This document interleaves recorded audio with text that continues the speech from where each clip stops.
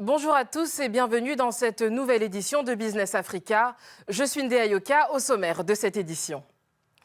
L'intelligence artificielle est de plus en plus présente dans nos quotidiens et de nombreux experts affirment que cette technologie d'avenir transformera en profondeur la croissance économique mondiale. Meta lance sur WhatsApp des formations gratuites pour les entrepreneurs d'Afrique francophone. WhatsApp Business Coach se veut un outil sécurisé, innovant et accessible depuis un téléphone mobile. Et pour finir, les pays d'Afrique de l'Ouest ont adopté plusieurs mesures pour soutenir leurs économies ces derniers mois. Pourtant, l'inflation ne cesse d'augmenter dans la zone UEMOA. Comment parler des progrès technologiques sans aborder l'intelligence artificielle et ses multiples promesses?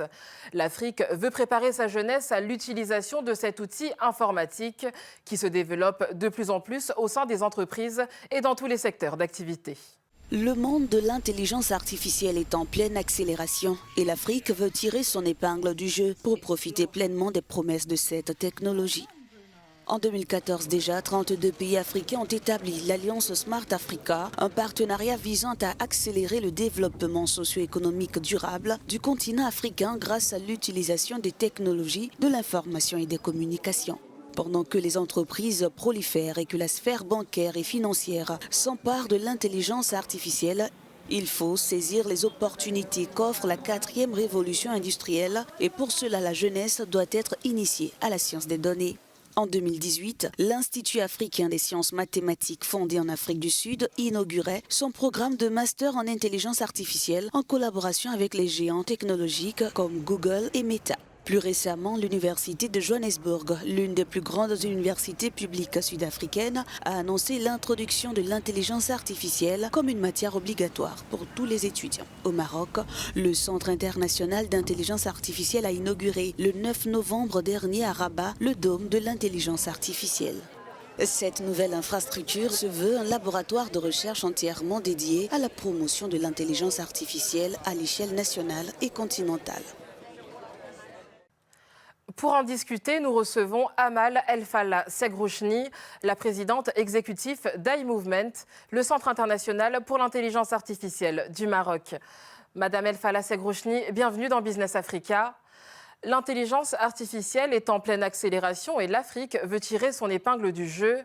Comment cette technologie innovante pourrait répondre aux problèmes socio-économiques du continent? Je pense que l'intelligence artificielle, c'est un outil formidable qui peut être d'abord utilisé pour augmenter les capacités. L'intelligence artificielle peut aussi être utilisée dans le domaine agriculture, qui est un des domaines très importants pour l'Afrique. Sur la santé aussi, l'intelligence artificielle peut être un atout majeur, puisqu'aujourd'hui, grâce à l'intelligence artificielle, d'abord, on peut sensibiliser les populations, on peut les soigner, on peut mieux diagnostiquer les maladies. Et puis, un élément qui me paraît pas être un luxe dans notre continent, c'est tout ce qui est développement industriel. Aujourd'hui, beaucoup d'industries ont déjà recours à la connectivité et l'intelligence artificielle pour améliorer les chaînes de valeur. Je pense que l'intelligence artificielle peut jouer pleinement son rôle de catalyseur et de game changer par rapport aux problématiques de l'Afrique. Dans quelle mesure l'intelligence artificielle peut permettre des gains substantiels de productivité dans tous les secteurs économiques? L'intelligence artificielle va apporter une valeur ajoutée sur le digital classique, si je puis dire. Par exemple, il y a une entreprise française qui a créé une carte pour les malvoyants.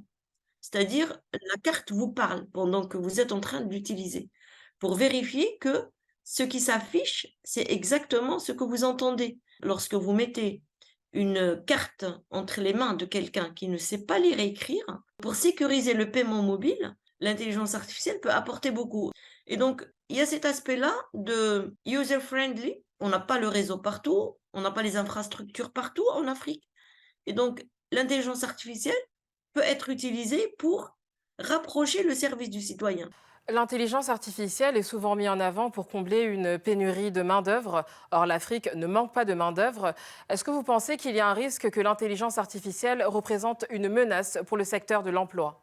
Aujourd'hui, nous, notre responsabilité vis-à-vis des générations futures, c'est de former nos jeunes pour que nous ne soyons pas les consommateurs des technologies d'intelligence artificielle made ailleurs, out of Africa. Donc moi, mon combat, c'est celui-là. Comment former la jeunesse africaine pour qu'elle soit force de proposition et de production des nouvelles technologies. Il y a des nouveaux métiers qui vont être créés avec l'intelligence artificielle. La Commission européenne estime à 60 millions de métiers créés en 10 ans grâce à l'intelligence artificielle.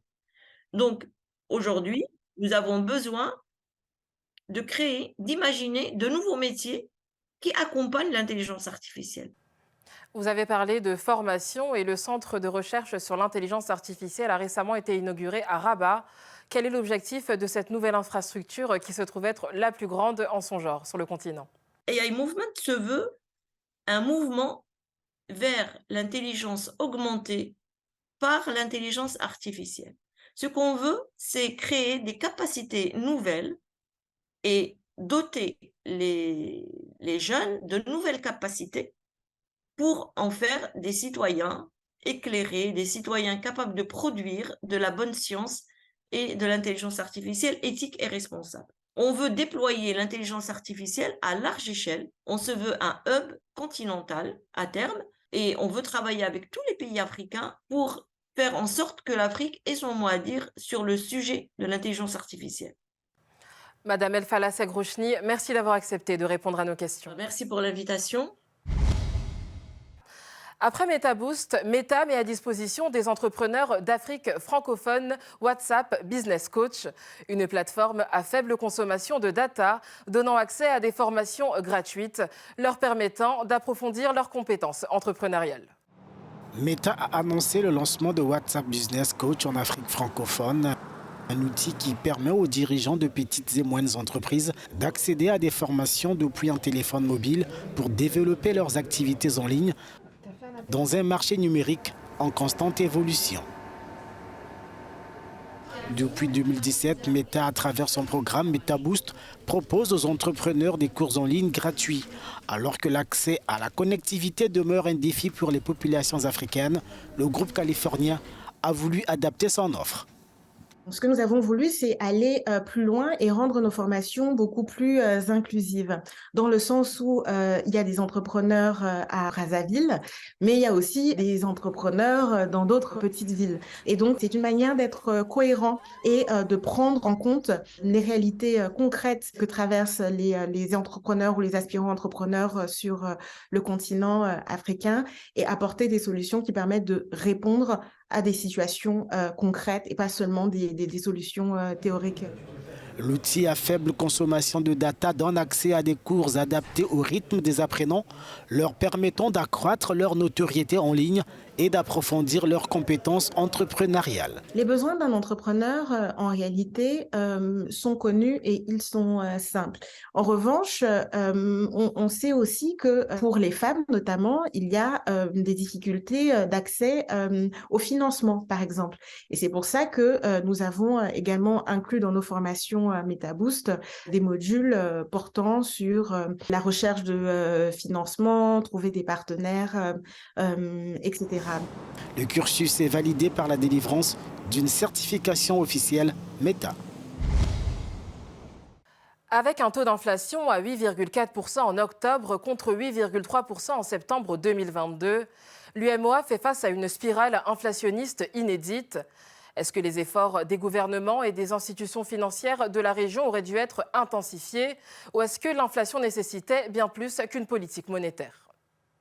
L'inflation ne cesse d'augmenter dans l'Union économique et monétaire ouest-africaine. En glissement annuel, le taux d'inflation dans l'UEMOA est ressorti à 8,4% en octobre 2022 contre 8,3% en septembre, selon les données du bulletin mensuel des statistiques publié par la BCEAO.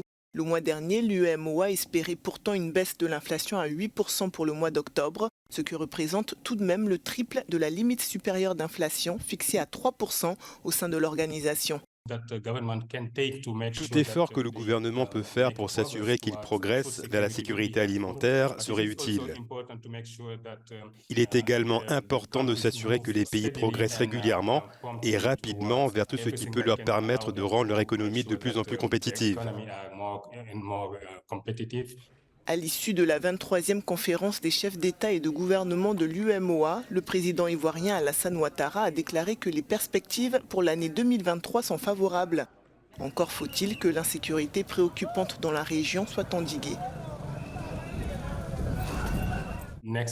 L'année prochaine, on s'attend à ce que dans certains pays de la région, la croissance atteigne même un niveau à 2 chiffres. Mais cela est bien sûr soumis à un certain nombre de risques de baisse qui doivent être pris en compte. Et bien sûr, lorsque nous parlons de la région, il y a également des tensions potentielles en matière de sécurité qui doivent être traitées et qui exigent que les pays allouent une part importante de leur budget pour y faire face. Outre l'inflation, le taux de croissance est lui passé de 6,1% en 2021 à 5,7% en 2022. C'est la fin de cette édition de Business Africa. L'information continue sur africanews.com et sur nos plateformes digitales.